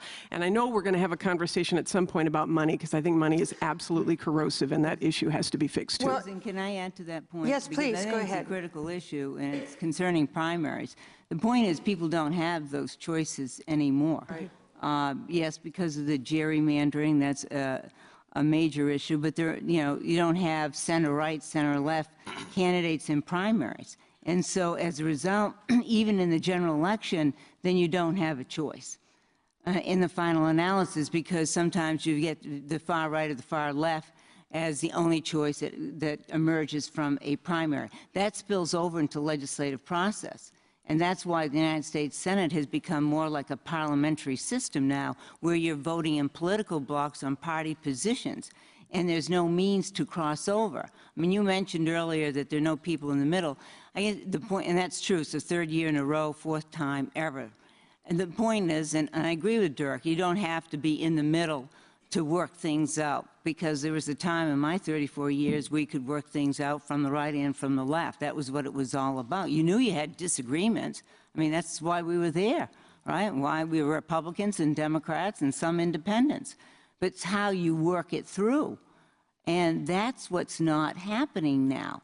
And so as a result, you've got this partisan trend that's now emerged in the Senate, which is designed to be an entirely different institution. It's based on focusing on issues, not on political parties. But that isn't the case anymore. That's why opening up these primaries in some way is going to be crucial, so there are more choices of people who are willing to bridge the divide. And of course, both Susan, these experiences. I'm sorry, go ahead, Senator. Just quickly, I think Olympia's so right, and I think there's one other element to this. Elections now have become so sophisticated that you take Jennifer's point about money and the sophistication that comes with the voter turnout. And in many cases, groups can now hijack the primary process. And when they hijack it, if I can use that term, and what happens is that the primary process no longer reflects the views of the people who live there, in part because they don't turn out, because they think there's futility to it, in part because we make it harder for a lot of them to turn out. But that whole environment allows for groups then to capture that elective process, and in so doing exacerbate this problem very, very significantly. Heather. I think that's exactly right. Gerrymandering is often pointed to as the one source of the problem, but we see high levels of polarization in places that can't be gerrymandered, like states. So senators are highly polarized, and the reason I think very much the primary reason may go back to primaries, and it's precisely for the reason that Senator Daschle mentioned. You can organize a very small group of people, as Congressman Bonilla pointed out, nobody turns out. So it doesn't take much work or money or effort to get a small group of people out there. So the interest groups are in huge amount of power during the primary process and the middle candidates don't do well. And then I just will say, I think that the effect on why I've been puzzled by this conversation about the difference between Washington now and 10 years ago, because people haven't changed. I mean, it's not like all the saints left and the sinners came in, but the incentives have changed. And so even the people that we understood to be moderates in the past, the fear of the primary challenge has wielded such control over the imagination of folks in Washington that the reason why they're so nervous about taking any position or being photographed with the president of the opposite party is because of the primary challenge, which is where they get punished in a way that the middle voter would never punish them, that the general electorate voter would never punish them, but that the primary voters will because of the power that the interest groups and money wields. May I ask an answer on that? Because that is a trend that's developed in recent years. Yes, no, that's what I think is the incentive. Difference. And one indication of that is there are only 21 senators in the United States Senate that are of one party affiliation and their states voted for the presidential candidate of the opposing party. That means, 79% of the United States Senate isn't going to be willing to take a risk by incurring a primary challenge by crossing over. There's no benefit to crossing over. No, in the public, it's true. The public feels differently. But when you have $500 million worth of outside advertising in these campaigns, the difference between this election, 1990, it's 75 times the amount that is now being spent, between $7 million and $524 million by outside organizations that draw those hard lines. So candidates can't even fight that in primaries or even in the general election. But that's where it's emerging. It is in these primary systems. And that's the reason. We always had differences, but we could work it out. Eric? We've spoken a lot about this corrosive cynicism that seems to be perpetuating itself. Lest you feel that all is lost, I want to assure you that some of the most rewarding years that I had in federal government and presidential personnel was being on the side of the desk and meeting people every day who wanted to serve their country and who have not given up on the American enterprise. And I was so happy to see the number of you who raised your hands in the audience. I think our great responsibility as a commission is to engage everyone in a conversation about how we assure that people who want to serve can serve effectively and can get good results. But there are people who every day sign up to serve and who really believe that service is the best commitment and the greatest gift they could give back to their country. And I don't want that to be lost amidst all of our challenges that we have here today. Hope. You beat me to it. That's what I wanted to reassure is there's a sense of pride. I mean, when I was growing up and he'd say, someone would say, he's your senator. I'd look up with such pride. He was our senator, or he was our Congress, or she was our congresswoman. So don't lose that, okay? We still have, you know, some years ago, Air Force One flew right over me as I was headed on a highway, and tears started rolling because it was Air Force One. And it didn't matter who the president was at that time. It was Air Force One. It was the president's plane. And so let's not lose the sense of what's going on right now, because it'll come back. I mean, everyone is watching us. We have to come back. But I wanted to add something that Heather had said, and I did. And I think that's the great thing about these forums is that, you know, we may respectfully disagree, but we're all trying to work together to make this a better nation. And because I oversaw elections, I will tell you that for me, it wasn't about who was right and who was wrong. It was about protecting the process and making sure that voters had the confidence that this process was one that everyone could be proud of and respect. And there was a report in 2005 that was done, a bipartisan report. I believe it was Carter and Ford, was it? Carter Baker. Carter Baker, that recommended a voter ID to protect that process.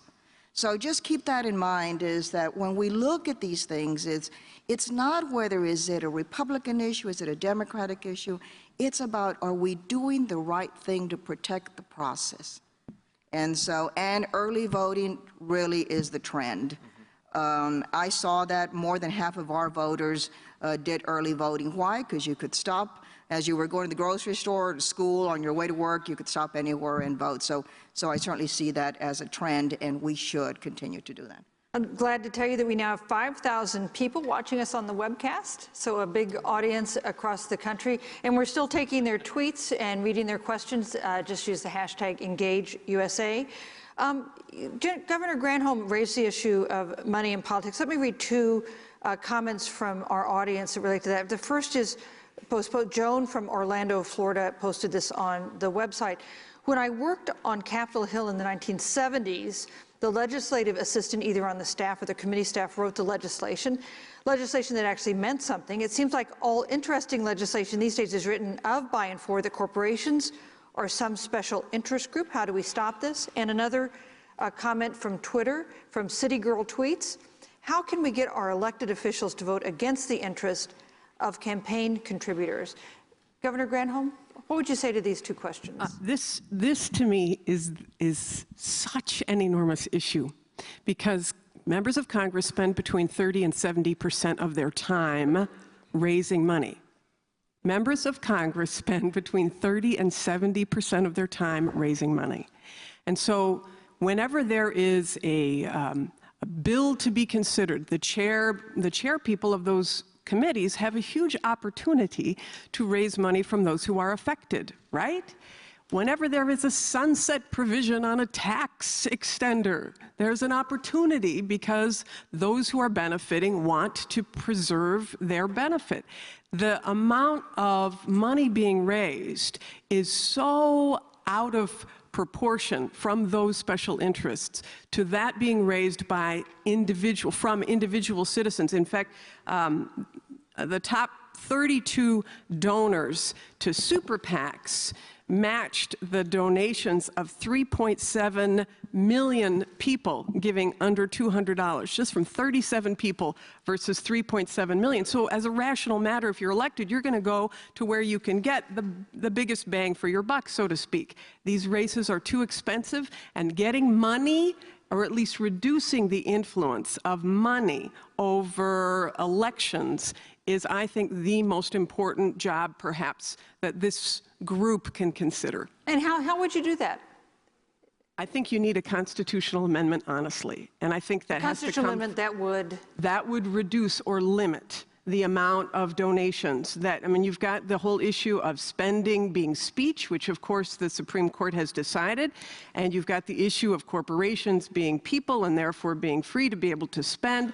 There's a cluster of issues that have gone through the Supreme Court and more that are pending that could be addressed by constitutional amendment. Now, that would require a huge lift. It would mean that the people across the country would have to be involved. 2/3 of the states would have to ask Congress to convene a constitutional convention, and then 3/4 of the states would have to ratify some kind of amendment. So that's a huge lift. But if ever there was an issue that needs to purify our elections, it is removing the overwhelming influence of money in politics. Senator Daschle. I was just going to add just some indication of the trend here. When I ran my last time in 2004, my race was the most expensive in the country, and all the money spent on both sides was $50 million. And I thought that was a lot. But in the last cycle, the two most expensive races were Virginia and Massachusetts, and in those two races, all the money spent in each of the two races was over $80 million. So in just a short number of years, we've gone from 50 to 80, and I have no doubt in the next cycle or the cycle after that, we'll exceed $100 million for one Senate race. There's got to be an end to this incredible escalation. How would you end wars. it? I'm sorry? How would you end it? How would you address it? Well, you know, I don't think there's much support, frankly, for public financing. I support it. I don't think you'll ever get it done.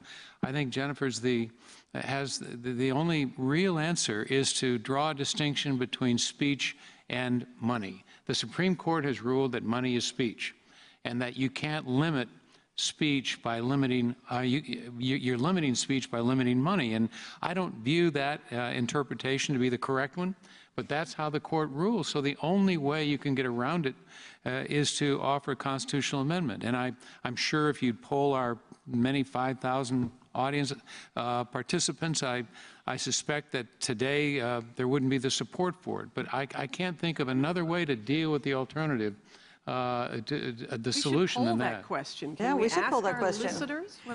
Rehan Salam. When Gene McCarthy ran for president, he was going up against an incumbent president who was, kind of had the levers of power at his disposal. And the only reason why Gene McCarthy was able to run a reasonably competitive presidential bid was because of a small coterie of eccentric anti-war millionaires who allowed him to do it in a very, very short amount of time. And when you look at a system that is very tightly regulated, it's going to tend to benefit people who don't have to worry about spending as much money because they already have name ID. So who are we talking about? Well, we tend to be talking about incumbent politicians. When you look right now at and I think there is a legitimate problem about the amount of time many individual members have to spend raising money. Well, there's an interesting issue here. If you're a political party, these are the broad coalitions that represent people of differing views in our country. These political parties are not allowed to engage in coordinated spending, an unlimited coordinated spending with their candidates. If the Democratic Party were able to engage in unlimited coordinated spending with candidates, they could say, hey, we are going to turn this into a competitive race. We're going to do that by taking a young Iraq War veteran who doesn't necessarily have a big fundraising network, isn't a self-financing person, isn't a multimillionaire. Let's have all the expenditure limits that are in place right now, but just say that the Democratic Party can run a candidate who is a promising candidate, who is a good fit for this Republican district, and we're going to engage in coordinated spending. What a lot of people realize with the super PACs is that uncoordinated spending does not work very well. It's highly inefficient. This is what you'll see. All of these kind of political consultants and what have you, they're kind of owning up to this fact. So what you had happen is that there was so much money sloshing into buying television ads that literally you had some of these Republican super PACs buying ads in Windsor, Ontario, on the off chance that it might make its way into the Detroit media market. This is purely saturated. It just didn't work very well. Whereas coordinated spending by the political parties can see to it that folks who can't finance themselves can run credible campaigns. Now, why don't we have a simple common sense reform like that? It's very simple. If you are an incumbent politician, you don't necessarily want a situation in which both parties are able to run far more competitive races against incumbents. So I think that it's absolutely right. Think about how much individual candidates have to spend. Think about the quality of candidates you're missing out on when you say that you can only have candidates who can raise substantial amounts of money on their own. But I think that the idea that actually adding new layers of regulation that are going to actually give people who already know how to work the system incredibly well, who already have a lot of name ID, who already have a lot of other channels they don't have to spend money for, to give them more power power relative to new challengers and upstarts, I think would be a mistake. So I definitely think there's room for campaign finance reform, but let's think about what we actually want to accomplish.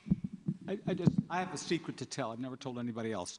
When I was a congressman, You can trust all of us to keep us. and a person who had a particular economic interest or something to come in to see me to ask for my vote or my position, do you know in the back of the mind I would think to myself, you know, that would be a good person to invite to my next fundraiser, okay?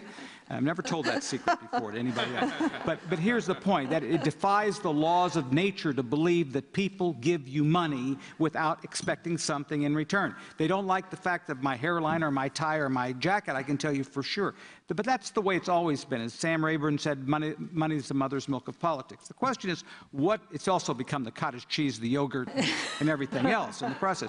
The question is, what can we do about it and do it sensibly without getting so over-regulated? And I would love to pass a constitutional amendment. I just don't think the public in the short term is going to be inspired to do that. But there are some things. For example, while the Congress is in session, why should they be allowed to go out and raise money while they're voting on bills and those kinds of things? So several state legislatures say, while you're in session, you can't raise money, you're in session. So at least at the time you're voting on bills or in committees, you're not out seeking money and resources. Now, everything has consequences, so they can find other times to do it and you can work around it. But I think we're going to have to be a lot more creative in finding ways to reduce the impact that it has on the time and the occupational flexibility of people who are in politics. And I think we can do that if we think about it. I'd love a constitutional amendment. I just don't think it's likely to be in the cards. Susan? Yes. We spent better part of a decade trying to pass McCain-Feingold, and ultimately we did. And one of the provisions that were included in that law was mine that was struck down in Citizens United. The underlying issue was on issue advocacy ads. And we, drew a very bright line saying that, if a group ran an ad 30 days before a primary, 60 days before an election, and said, tell Senator Snow to vote, no on this piece of legislation, then they would have to be a political action committee. They would be subjected to the same restrictions and disclosure requirements. And regrettably, that was struck down in the second challenge in Citizens United. But what was worse is what the court did, is that they went 100 years back and unraveled, case precedent on corporations and unions being able to provide unlimited funding. The biggest change that's occurred is this outside money, because candidates no longer have control of their races. I mean, you have outside groups coming into your state or your congressional district and spending thousands, if not millions of dollars. So not only do you have to worry about the person you're running against, but you also have to worry about how much money. You have to anticipate it, you have to prepare for it, and you do. You spend a lot of time raising money because this has become exponentially worse, as I've mentioned, with every election. So it's going to be really a question of both sides working again together and not either side having an advantage or disadvantage. And there was a mention, in the last Congress, there's a Disclose Act, but it wasn't something that was put together by both Republicans and Democrats. And we had worked assiduously on McCain-Feingold to make sure that there was a balance. But this outside money is a crucial question, and one that's going to have to be addressed by both sides if we're ever going to tackle it. I just don't think a constitutional amendment could work, and opening up to a convention could open up a host of other issues within the Constitution as well. Heather. I think the way to think about the money problem, if you can't get the constitutional amendment, which is always tough, is to think about where the money's coming from and where it's going. So in the where the money coming from, it would be very useful if we started matching small donors so that politicians have a real incentive to go out and get money from small donors. The Obama campaign obviously figured this out, and there were moments during the primary and the general when the other candidate was running around doing lots of big ticket fundraisers, and money was just rolling in, $25, $10 for the small donors. If that money were matched, it would create a lot more more incentive for people to pay attention to the small donors, because you do care about where the money comes from. But the other thing is where the money's going. And this is, I take it as Rayhan's point, which is that right now there's a lot of money in the independent groups which can pop up, do something explosive, and disappear into the dark of night without anyone even knowing who they are. Whereas the parties, at least there's some chance of holding them accountable for what they're doing. So they can both stay on message so the candidates and the parties are in control of their own elections and the message, but you can also hold them accountable when they cross the line. And those two components, where the money's from and where the money goes, has to be on the table for thinking about this question. And possibly doable.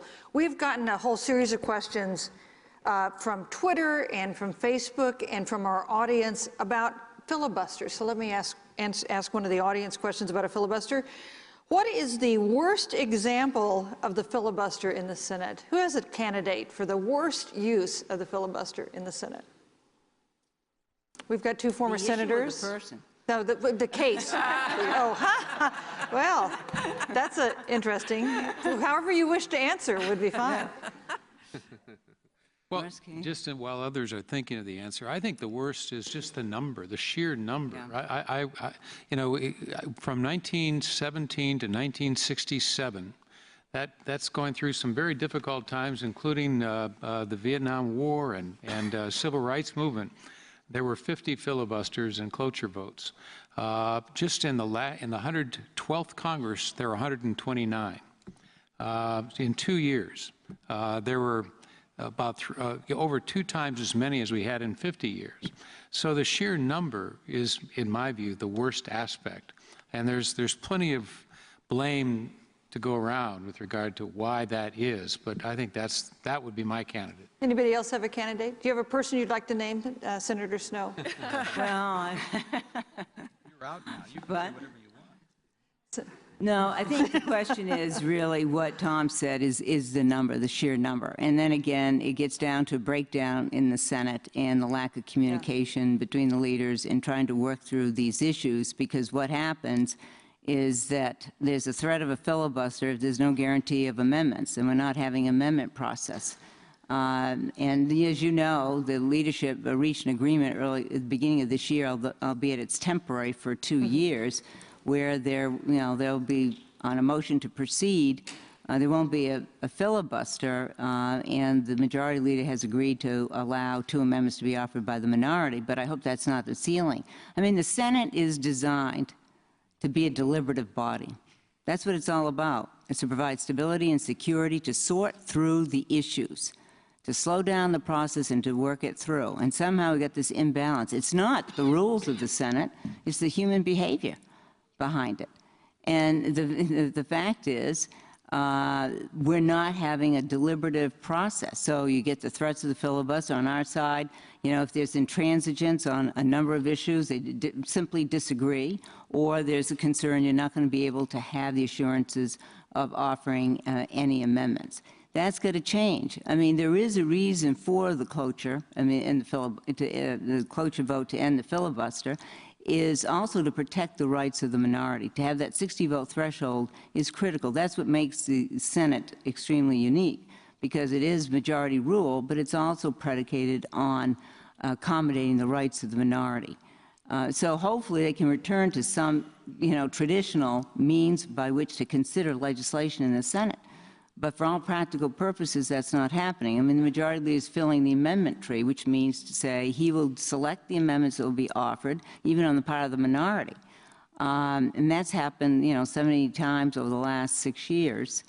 And compared to the previous 6 majority leaders, where it was 40 times over 22 years. So we've got a problem on both sides. And it gets to trust and it gets to communications. Senator Kempthorne. Yes, Susan.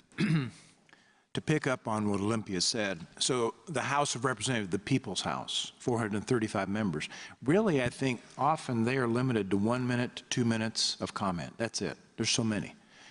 The deliberative body, the Senate. If at any point one party gets over 60 votes, where hypothetically they could change the rules and eliminate, they would never do it. Because they know someday, with the ebb and flow of politics, they will be in the minority, and so they want to have the 60 vote. But along with the filibuster, let me add one other element. and it's the tool of putting a hold on a nominee. This is what drives a lot of good people away. I think Eric would affirm this.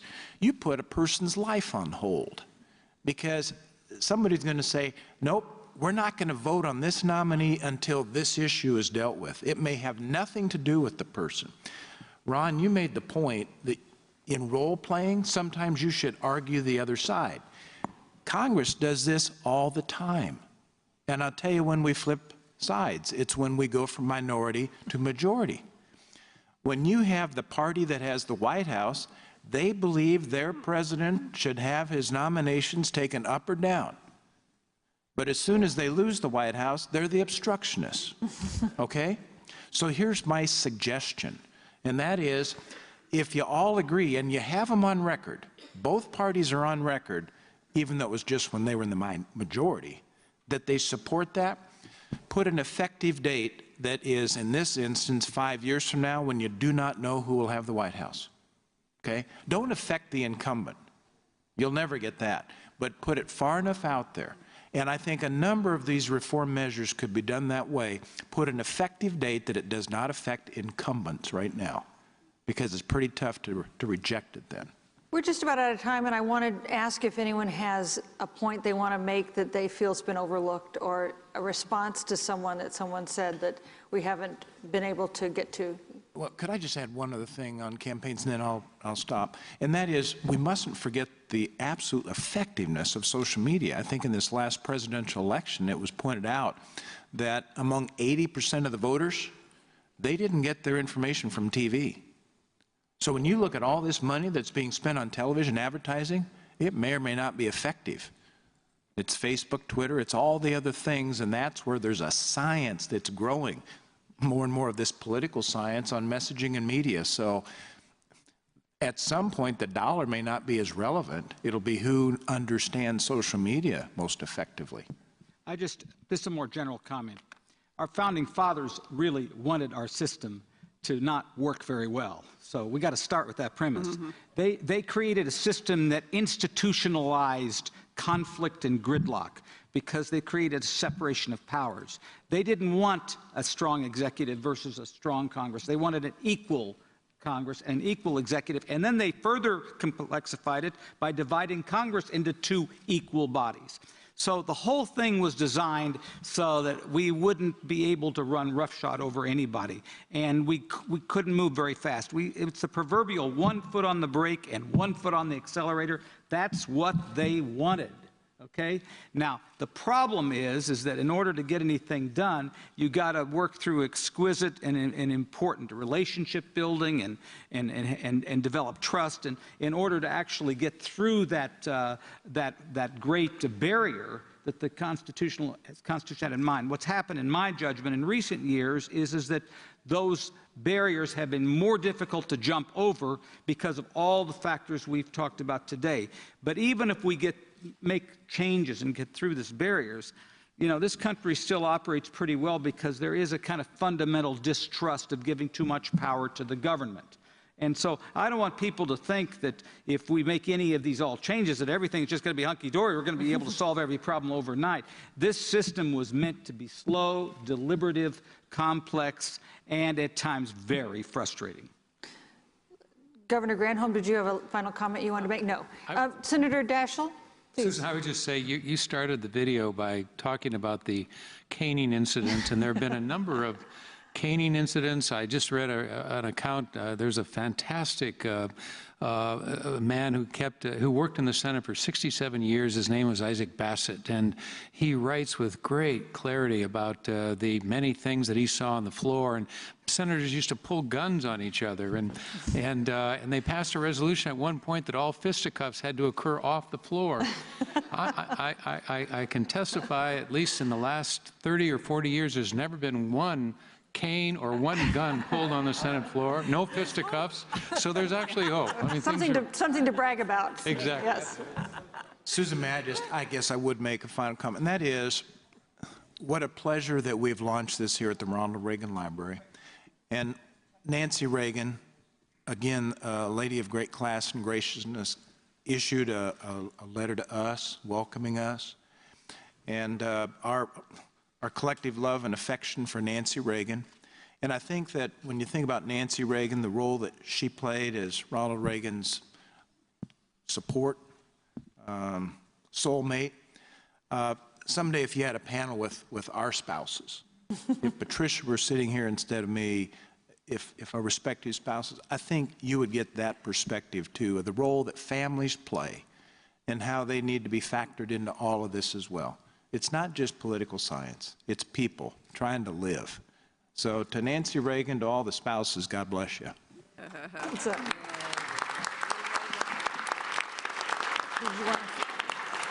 That's a great note to close on. And I'd like to say that the people who have been sending us questions and comments on Twitter are also talking to each other.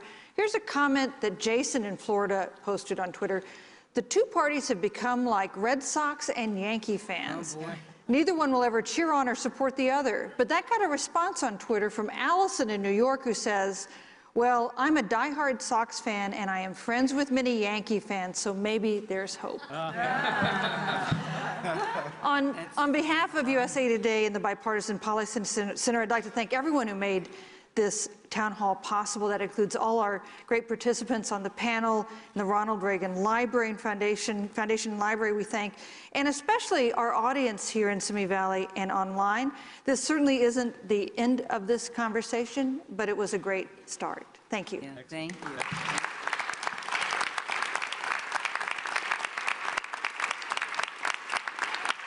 And here's Jason. I want to thank you very much, Susan, for getting us off to a terrific start. I want to thank the panel.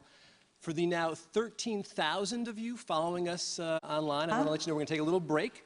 We're going to come back together in about an hour, 1 o'clock Western time, for a panel on whether Congress can work in an era of hyperpartisanship. We are then going to have that followed by our final panel looking at obstacles to public service. I think the panel should be heartened to know that the number of followers has actually grown steadily throughout the process. We've also had some terrific tweets. I don't know if you can all see them back there. My favorite was one that said, preach, Glickman, preach. So, Reverend Flake, I see you out there. I think you may have a little competition. You know, it's whatever, non-denominational. For those of you here, we are now going to go over to the Air Force One Pavilion for lunch. I am told that they're not going to be those little snack boxes, but actually regular food. And we will then get back together in about an hour for the next panel. Thanks a lot.